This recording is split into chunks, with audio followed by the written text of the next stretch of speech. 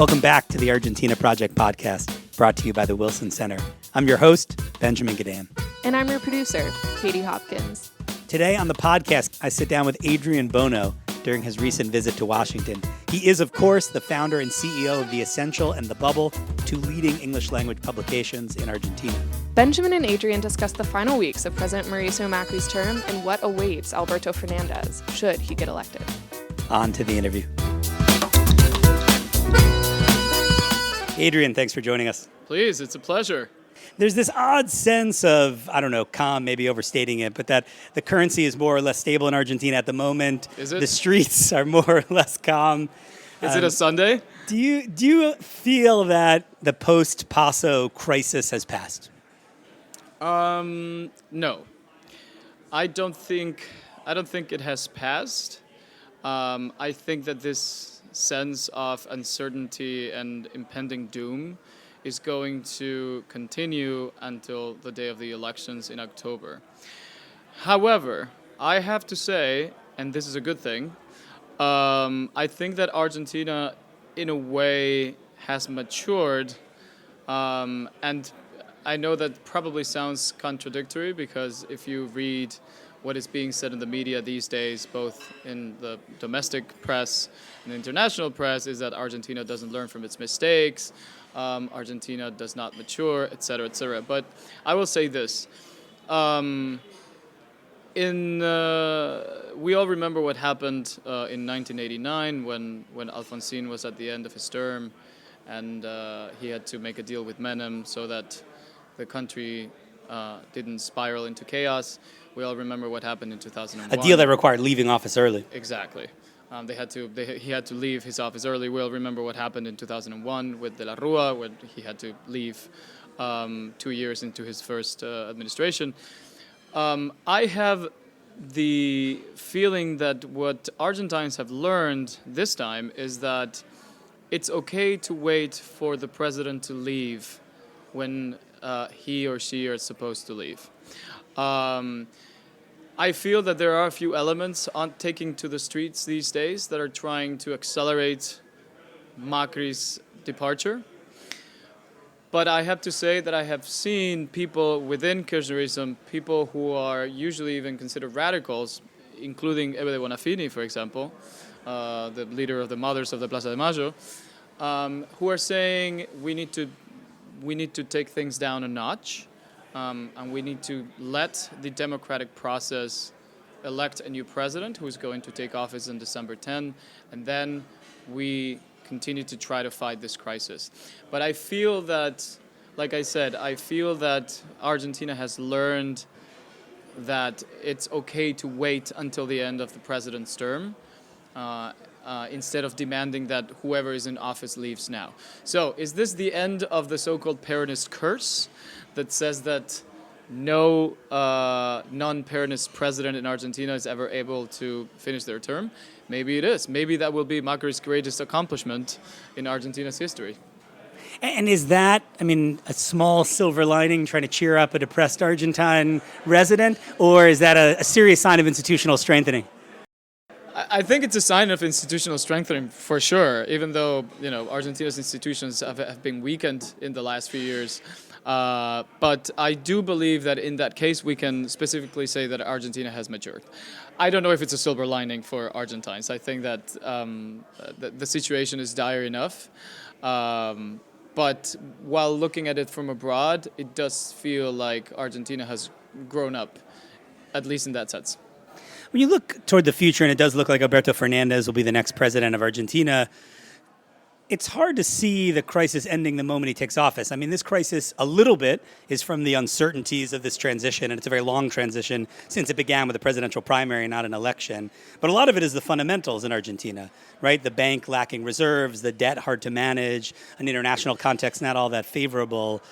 When Alberto Fernandez takes office, does that give a sense of stability and calm to Argentina on day one? I would think there might be a strong argument to the contrary. I can speak from a political point of view. the economy is not my forte, so I rely on my peers who are well versed in the economy to try to explain to me, like I'm a 5-year-old, what's going on in Argentina. Because I'm pretty sure I'm not the only one who doesn't understand. The situation is very complex. What I do know is that Argentina has no money, and that when Alberto Fernandez takes over, it's going to be an uphill battle to help get Argentina out of the well that it's in. It was already in a well in 2015 when Macri took over, and now it looks like Macri actually made that well deeper. So I think that what matters right now, besides the economy and a speedy recovery, is governability. I do believe that Alberto Fernandez is able to bring that to the table at a moment where Argentina feels like there is no precedence. I don't know how to say the word acefalia in English, but that means it's the word you use in Spanish when there is no president, there's no one in charge. And that's how many people feel these days, because it's almost like Alberto Fernandez has already won, but he's yet to take office, while Macri is just walking around there trying to keep the little governability that there is in place until December 10.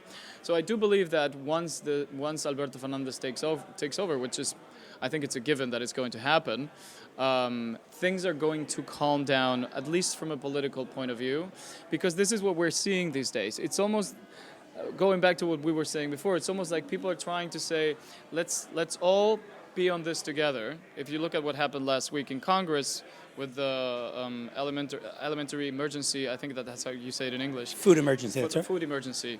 All parties came together, and if you look at the speeches that came from the Peronist leaders, they were not divisive. They were all trying to say, okay, let's work together to make it the most peaceful, quiet transition that there is. So I think that Argentines are at a place where they just don't want this. They don't want this chaos on the streets anymore. They just want a quick solution to the problem, which is the economy. But I do believe that Alberto Fernandez is going to bring some calm. And even if you look at him, he brings calm to the conversation.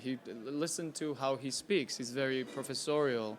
Sometimes he even reminds me of Obama. He takes long pauses when he speaks. He tries to.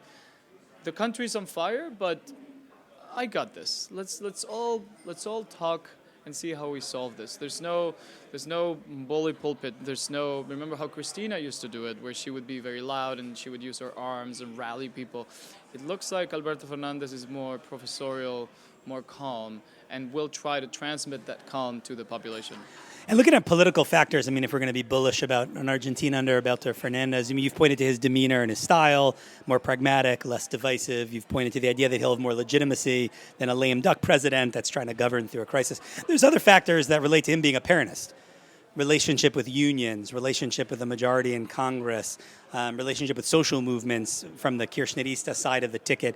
Do you get the sense that those will be key assets in trying to manage Argentina through this period? They will be. Now, the big question is what's going to happen with Peronists themselves, and how they're going to agree to share power. Don't forget that Peron used to say that Peronism was a mixed bag of cats fighting each other. So when they get to power, it usually there's a honeymoon period, and then the infighting begins. So I guess that one of the big questions these days is how much power is Cristina Kirchner really going to have? You know, there's people who say that Alberto Fernandez is going to be just a puppet, someone who is going to repeat whatever she says in the shadows, and there's other people who say that as soon as he takes over, he's going to make sure that Cristina is relegated to just more of a protocol role than having actual power. What's the answer? The answer is, if we go by precedents, Peronists have this tradition of, the kingmaker tradition, right? There's always an older Peronist that picks a younger Peronist figure to carry the baton, and usually that doesn't end well. when the kingmaker turns out being someone that becomes ostracized and sent away.